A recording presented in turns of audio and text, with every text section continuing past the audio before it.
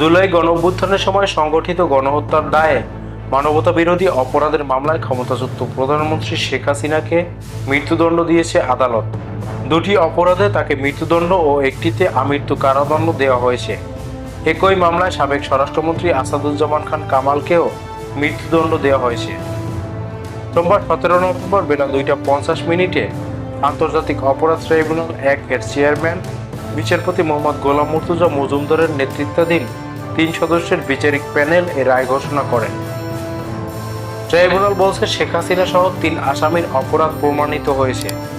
পলাতক হাসিনা ও কামালের সাজা কখন থেকে কার্যকর সে বিষয়ে অ্যাটর্নি জেনারেল মোহাম্মদ আসাদুজ্জামান বলেছেন, মানবতাবিরোধী অপরাধের মামলায় আন্তর্জাতিক অপরাধ ট্রাইব্যুনাল যে সাজা দিয়েছে সেটি আসামিরা যেদিন গ্রেপ্তার হবে সেদিন থেকে কার্যকর হবে।